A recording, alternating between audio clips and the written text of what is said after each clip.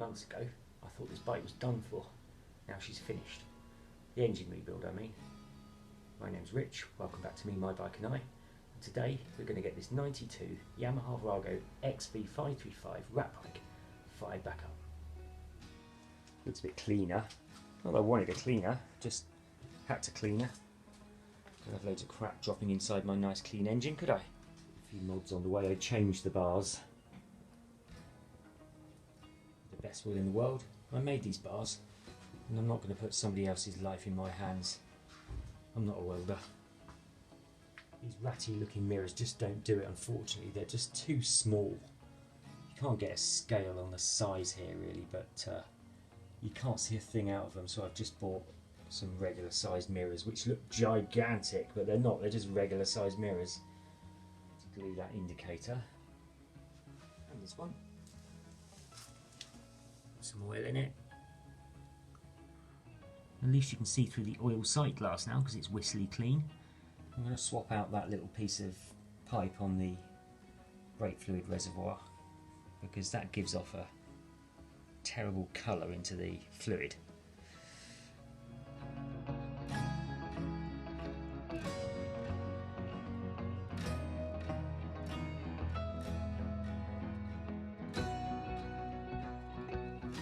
Colour of that.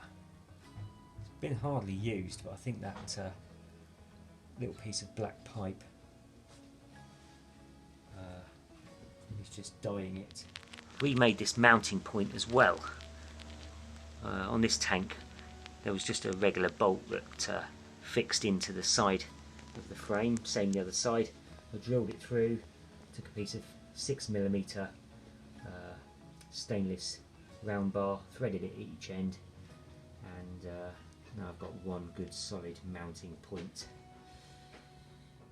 And the Pulsar coil cable just behind that three-phase wiring there, managed to get it caught up in this engine mounting as I was putting the engine back in, and I completely sheared it, so I had to do a bit of a running repair on that, so hopefully that's okay.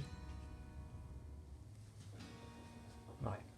Taken her off her stand, I'm just going to push her out into the light.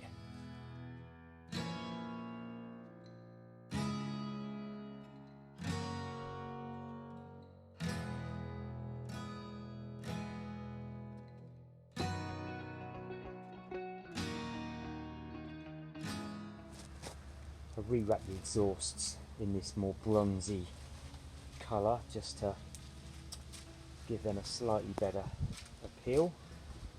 Just got the new hanger bolt in place there. That was stuck fast with aluminium oxide. That's where I had to slice through to separate the cases. I'm going to need to put some sealant in that just to stop any moisture getting in. Placed all the exhaust studs as well, including on the link pipe, which I had to drill out and rethread after I welded it up. Right. I'm going to level it up now so I can fill it with oil. Hopefully oil doesn't come pouring out the bottom.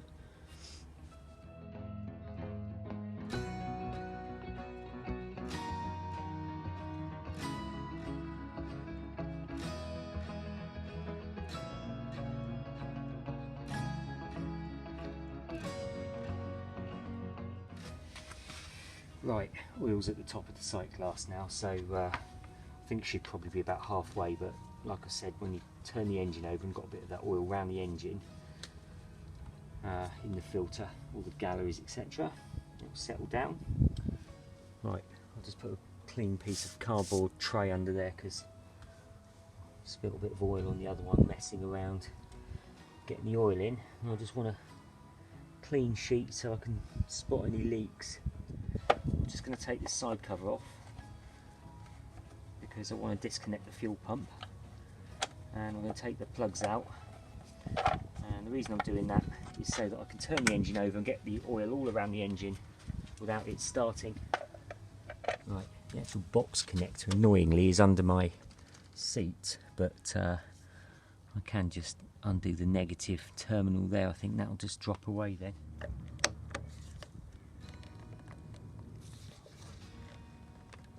Nope. Even bigger one? Nope. Right, I'm just going to have to let this seat up because I just need to get to the box connector for the fuel pump, because that screw on there I don't want to turn. I just need to undo this front bolt and then it will just spring up, so I haven't got to take the whole thing apart. Yeah, it's actually that one I need to take off. That's the easiest way.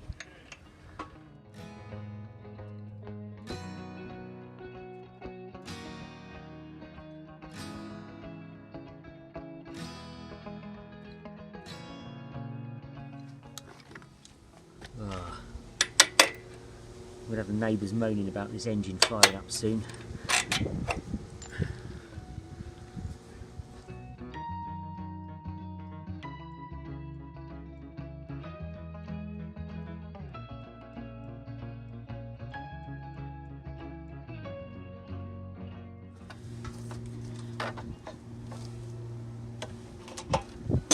What is it? Bend that. Just this little black connector here. Right. The fuel pump offline. It's a shame I needed to do that, but anyway.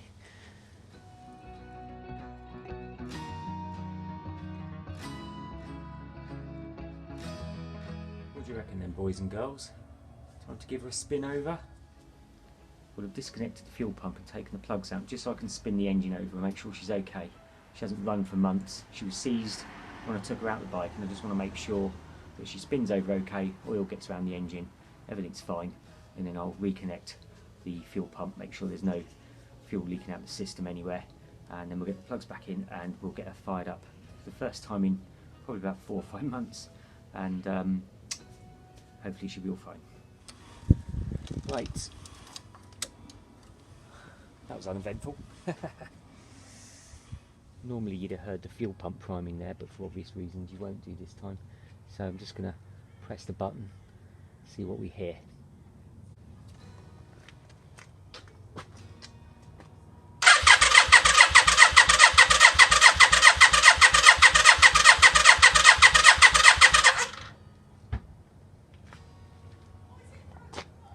No, I've disconnected the fuel pump and taken out the spark plugs.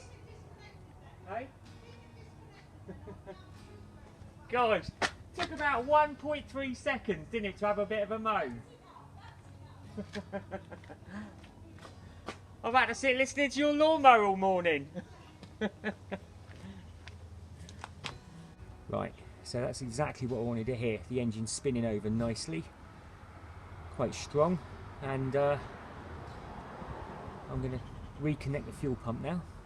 Actually, what I'll do first, I'm just going to check all the lighting and stuff like that.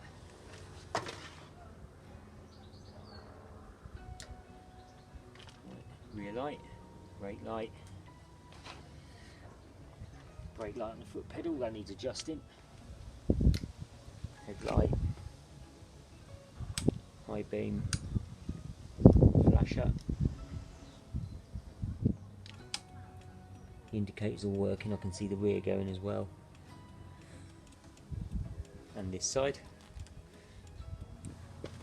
Right, just going to turn the key off for a second, reconnect the fuel pump. I'm just going to put all this back together and then we'll turn the key back on, see what happens. Right, all back together. Considering I gave the engine a few spins, nothing's come out. That's not the same as heating it and running it, but hopefully that's alright. I'm just going to check the oil level now, it's had a chance to settle. There you go, you can see that you can see quite clearly that oil level's dropped right to the bottom and it was right at the top, so I'll get a bit more in there. To be fair, it probably needs close to 3 litres with a full engine rebuild.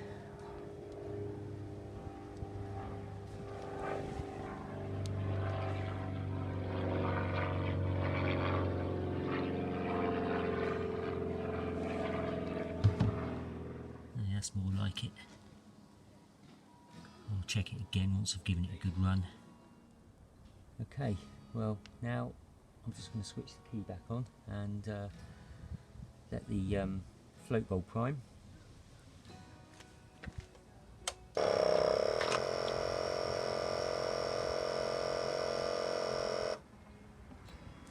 This is the filter that's after the pump, so obviously it's got to come out and through that. That's brand new.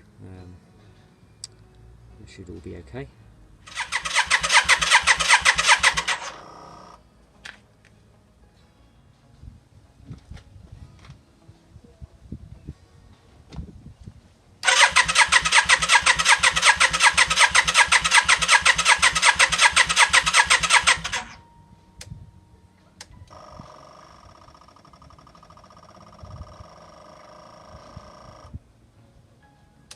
There's fuel in there now, you probably can't see it, but just let the pump prime a few times.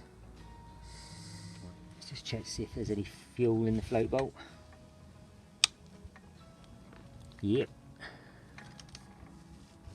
that's good news.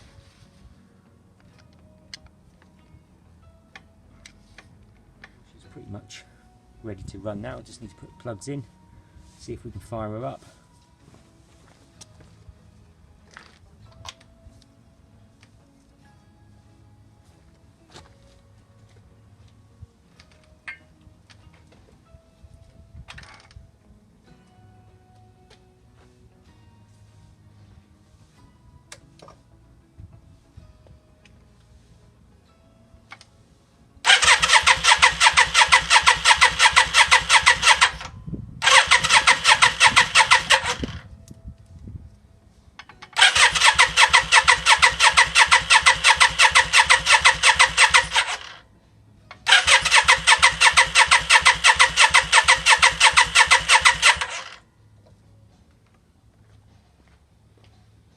Well, I've got the old girl back in the garage, as you can see. She doesn't want to start. I've got no spark on either plug. So that's going to be something quite simple. Broken wire, bad connection, something like that. I'll need to track that down. So I'm going to crack on with that indoors now, actually, because I think I'm annoying my neighbours turning that thing over, even without it firing outside. So let's get the multimeter out, see what we can find. Anyway, first job is just get the seat back off and all that gubbins, and I'm going to get the battery on charge just to make sure we've got that in tip-top condition. So this is just a bit of fun fault finding, really, nothing to worry about. Before I brought the bike back in, I did just pull the plug caps and test for spark against the block, and there was nothing on either of them, so that's where the problem lies. We just got to trace back and find out. Trace back and find out why we're not getting any power to it. Then, I should say.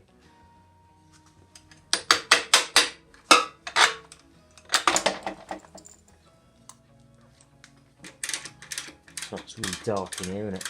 Just confined space and what have you. But so all these things running through my mind. What's gone wrong? Because we had power when the bike, or when the engine seized. I wasn't expecting it to start straight away, but I wasn't expecting to come back to a no spark situation. And just need to loosen that off.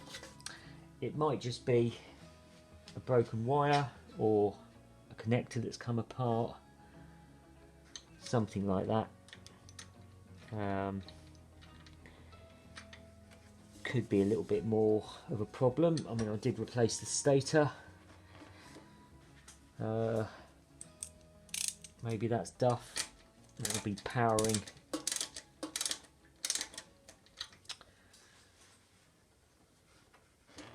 And pulsing and all that kind of stuff, so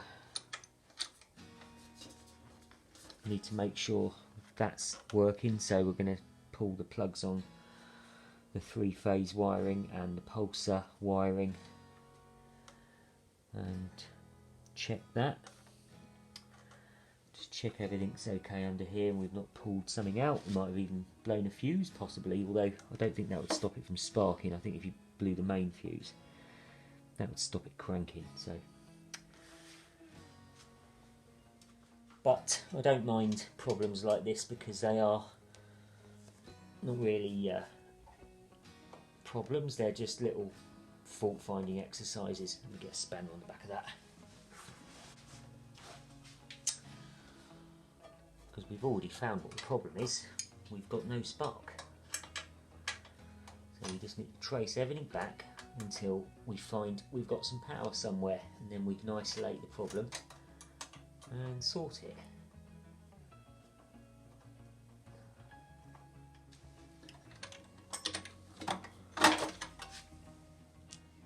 First things first, we're going to put the battery on charge, and then we can start having a bit of a poke around. Just want to make sure it's got a good kick. There's definitely no spark there though, so make sure I put that on the right terminal. Ah! Wrong one. There we go. Right. Just going to check the old fuse box firstly, so we're wobbling the camera around, and could be a blown fuse, who knows.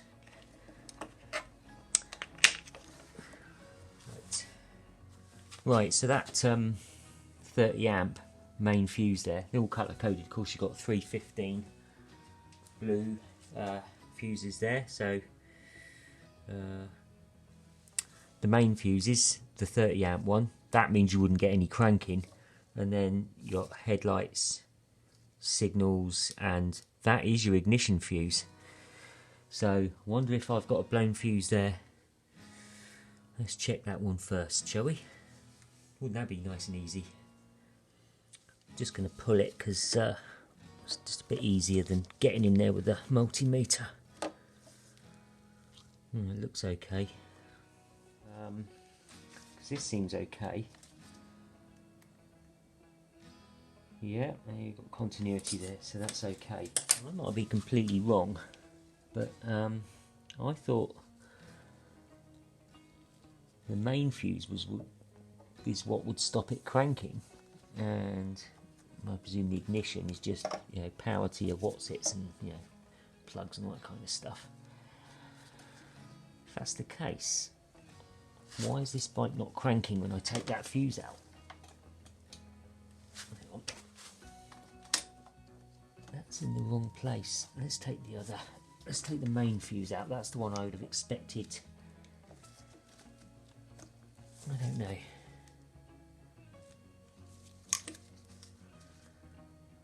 Now that one looks blown. Visually it looked blown, but I think that was probably just the light conditions. I think this is going to say something altogether, and I just yeah, so it's got continuity, so it's not blown, it's fine. Okay, so it's not a fuse. Unplug connector there, but I think from memory that was the old carburetor heater only testing for spark, but I did test for spark before I brought the bike into the garage, and there was definitely no spark there. Nothing. I did pull the case off the igniter cover, all the electronics as well, just to double check I hadn't left anything unplugged there or it would come loose, so that's all fine. So I think what we'll do is we'll take a look behind there for make sure the coils are all connected up okay. I wasn't expecting this bike just to fire straight up, but I wasn't expecting a no spark, no start situation, so there's a few things that I've done that might have had a bearing on that. Completely replaced the stator. That shouldn't affect its sparking. It might be something to do with the pulsar coil. And I did damage the pulsar coil. Let's let that dangle for a minute. What was I saying? I did damage the pulsar coil wiring when I was putting the engine back in, because I caught the wiring up in the frame. Sorry, the engine mounting. But I did remake the connection, and as far as I could tell, that was all fine. It was just a little break in the wire.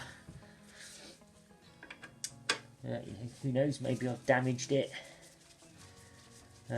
Maybe it wasn't a good... Yeah, maybe, I don't think I've damaged the pulsar coil, but maybe it wasn't a good repair that I did on the cable and the wire. Oh, I've just checked all the connections there and they all seem fine. Nothing sort of loose, or, well, nothing loose, that's not exactly tight, but then at the same time there's still a connection there. Maybe not the best, but I'm not getting any spark on either. Maybe they're a little bit loose, but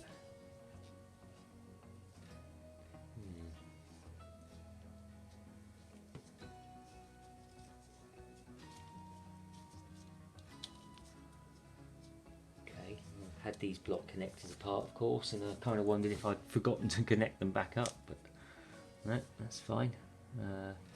Doesn't appear you can mix these up, they're very distinctive colours. That's just the horn wiring. Now I've given them a wiggle, let's just see if we've got a spark of any sort.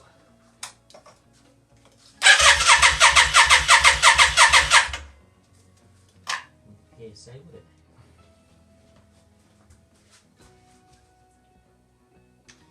I do need to get a spark testing tool. This is a shocking, excuse the pun, terrible way of doing it.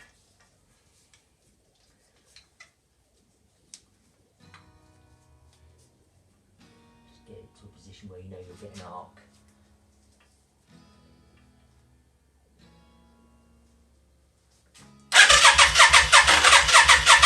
There's nothing there.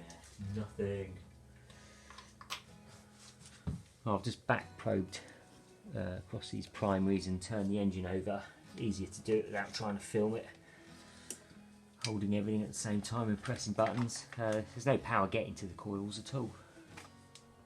Well, I'm going to get this seat off because I'm really struggling to access anything I need to look at. Should have really tried to do this before putting it all back together, shouldn't I? But I was so confident it was just going to start. Right, let's get the seat off. Keep moving this bike around so I can get some get at it anyway. Easy working on an engine on the bench, but anyway, yeah, so as I was saying, these two cables that disappear into the loom, one is the pulsar coils, one is the side stand switch. Can't remember which is which, but probably the two most obvious things to look at next. So I'm going to get this cover off and pull both of those out, and then we'll start to have a little look at them, see if we can find any breaks or anything like that.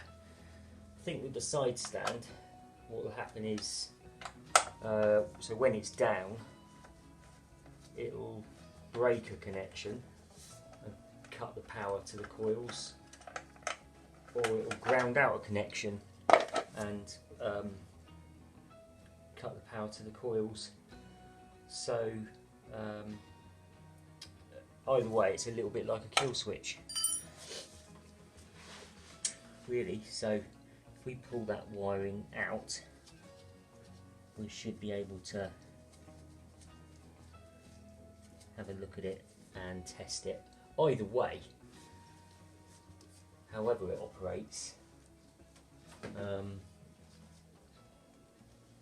Oh, actually, there you go. Sorry, no, the black one is the just the fuel pump. Duh.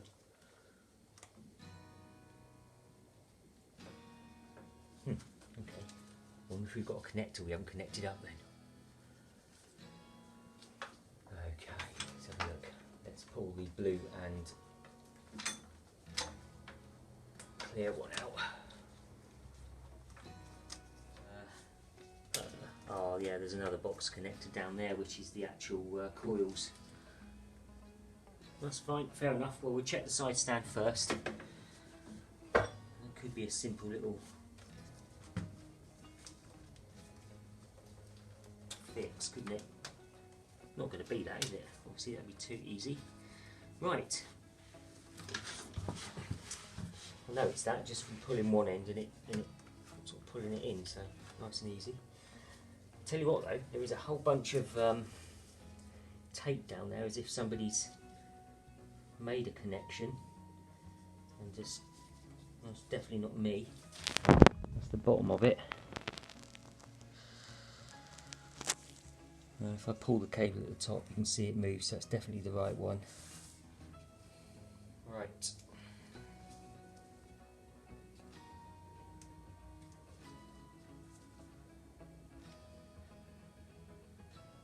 It's definitely an open circuit.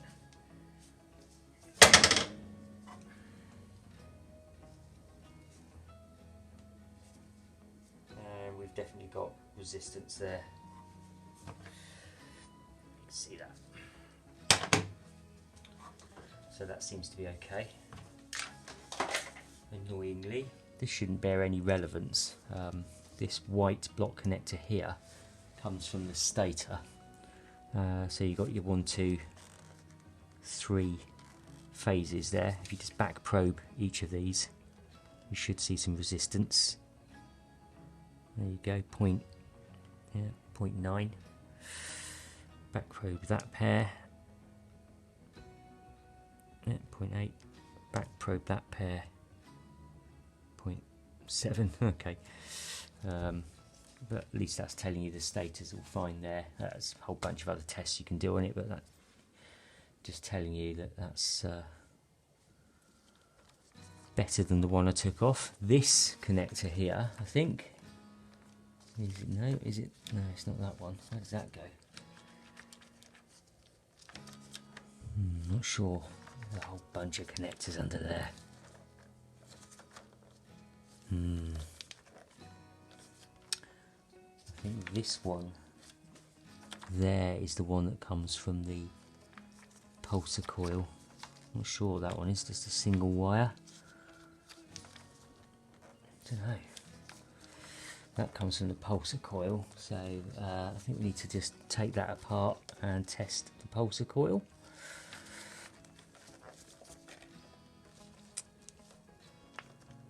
Crikey. It's fiddly because there's no room.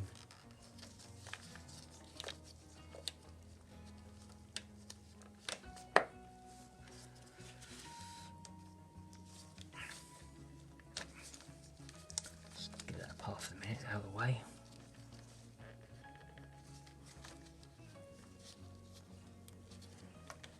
Right, okay, so yeah, that's from the Pulsar coil. And that's actually the one I damaged halfway down.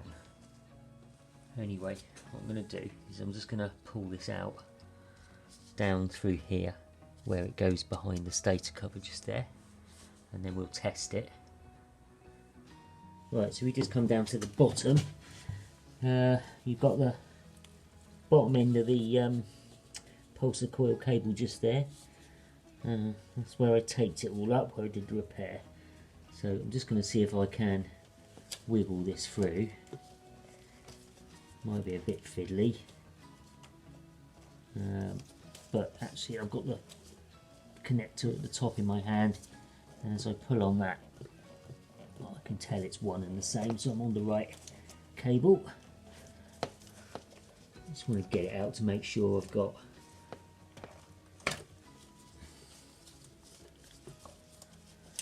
a bit of access to it. There you go. Right, all we need to do is test across these two pins to see if we've got continuity, just in the same way that you test the continuity across your 3 phases of your stator or across the primaries on your ignition coils. We should expect to see resistance there.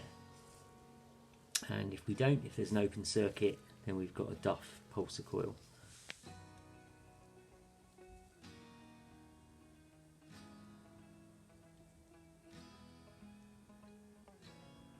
No continuity.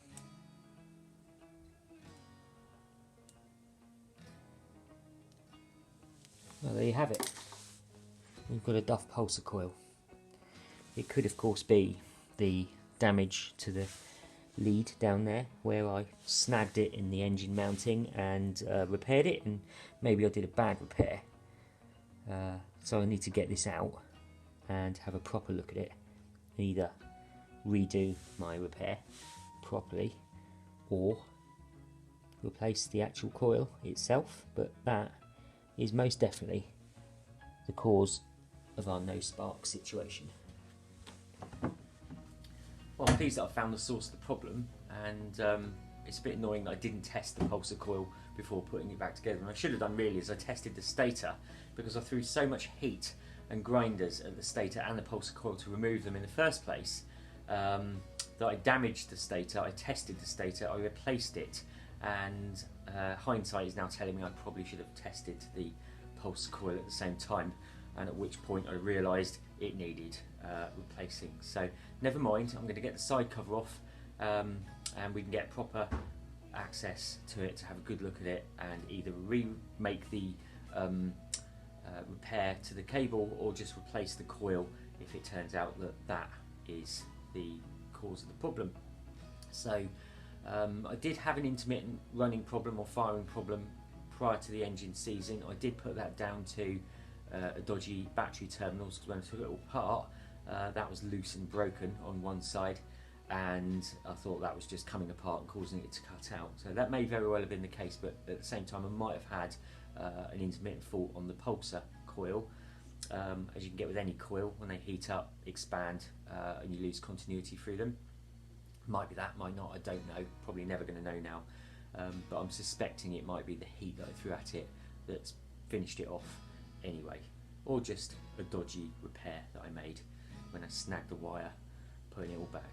But anyway, going to get the side cover off now. I need to drain a little bit of oil so that doesn't all pour out all over the place, and then we'll pull this coil and cable out, have a good look at it, repair it, fix it, replace it, and then get the bike all back together again, and hopefully this time firing.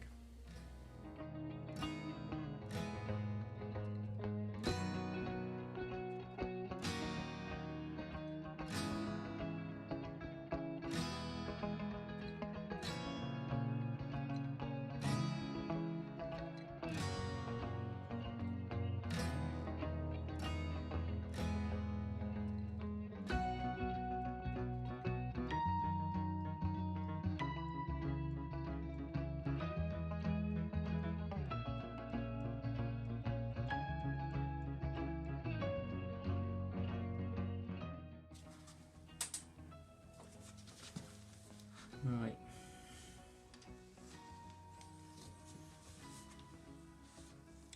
Going to need to use an Allen key on some of these rather than a sort of a long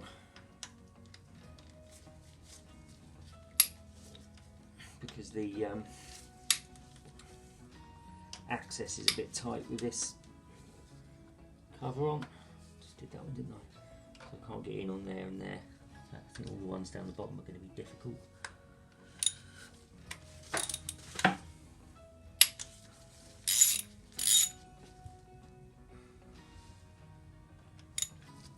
That one was loose.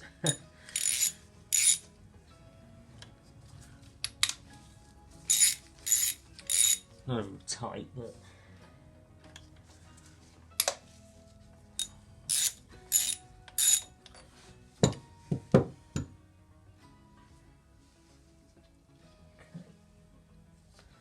one there, one there. I think it's probably just them three, to be fair.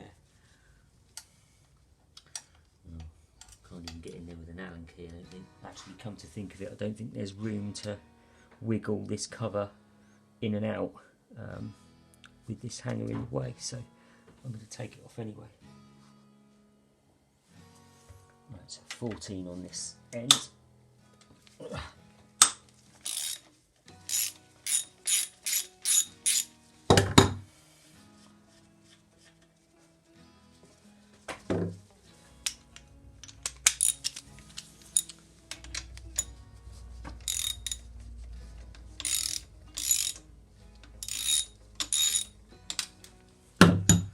XV535 on the front. This was the bolt that gave me so much trouble. There you can see it's not at all problematic now, but it was all seized up when I took the engine apart. Loads of videos on that. But if you're wondering why I've got a rag stuff there, is that just spinning the engine over will reveal any little leaks and things, and it's dripping from the cam chain tensioner on the front, so I'll just need to get that back out, put a bit of sealer on it. I was just relying on the gasket, clearly not enough.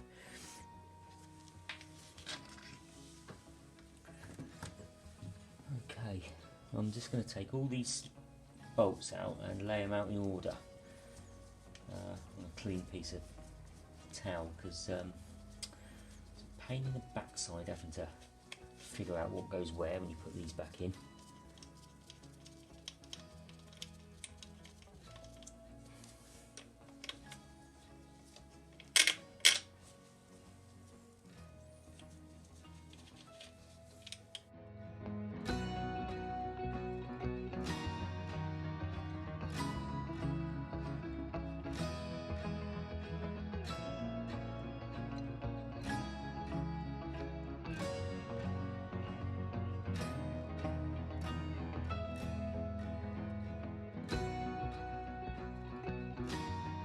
This is a pain just because of the magnet.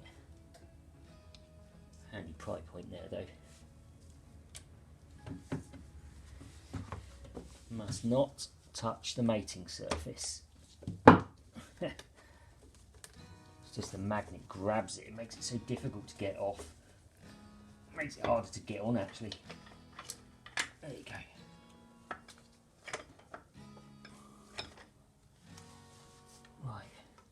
Of course, the stator itself is still plugged in up there, isn't it? So let's see if I can just rest that there. These box connectors are good and solid, but they're so difficult to undo. Just to see if we can pull that through.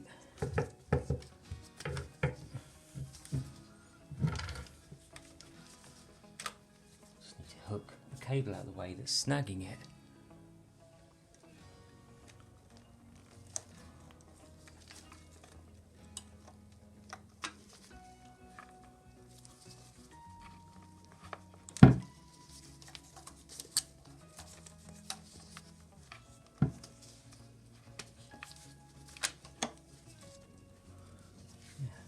Whatever that is. Well, that was the neutral position switch I needed to move, well, lead to it anyway.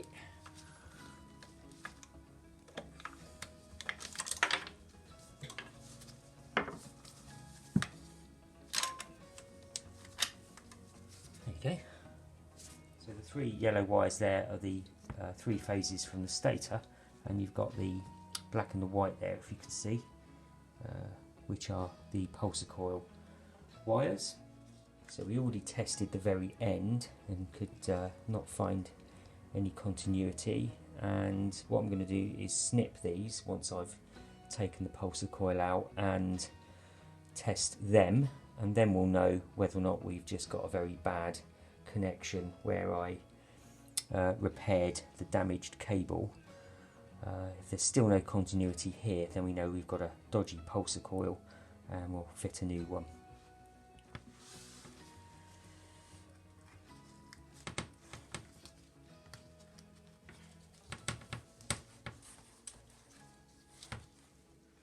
I've just pulled off all the insulation around my repair, so actually I'm going to cut the wires here and test for continuity sort of further away from the actual cover, so it's easier to remake the repair if I need to.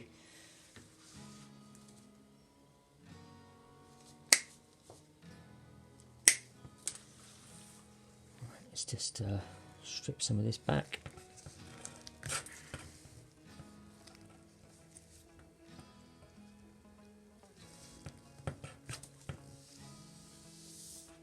Right, so I've set the meter to 2000 ohms because we're looking for a resistance of about 200. If I set it to 200 it might not read anything, and I had it set to 2000 when I tested the connector at the end. Let's see what we get now. 215 ohms. Perfect. So that just tells me that my repair wasn't up to scratch and I need to do it again. Right, well, let me just test the wires to make sure they're still good.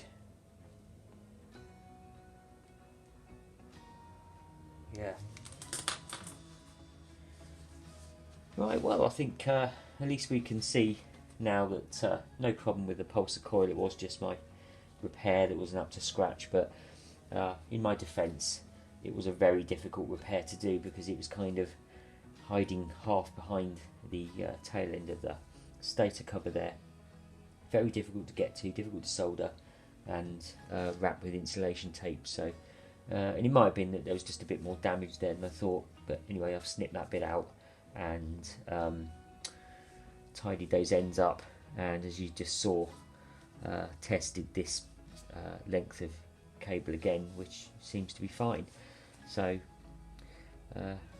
never was a problem with the Pulsar coil. So, testing it before I put it all back wouldn't have helped anyway.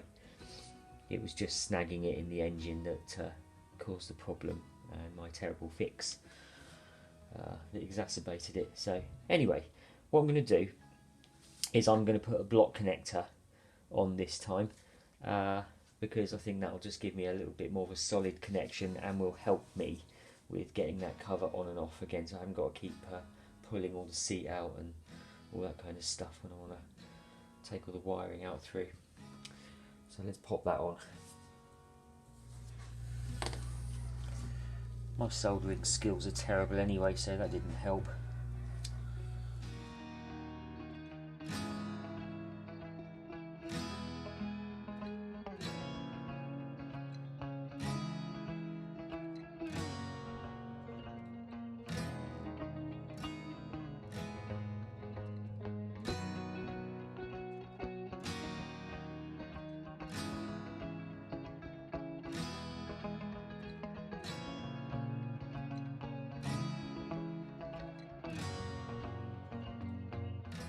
Right, need to make sure I get these in the right terminal and facing the right way.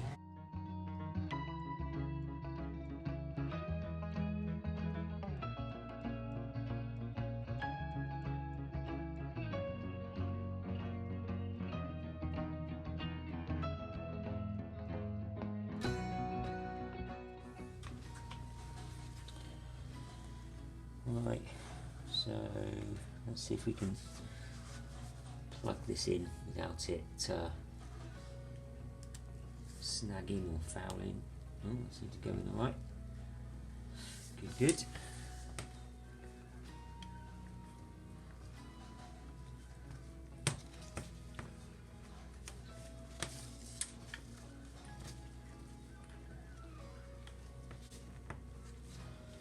Right. So you can see how close that was to the cover. It was very difficult to get to with everything together still on the engine. So, okay, I'm just going to retest the end of this connector to make sure my repair is okay, and we're all good.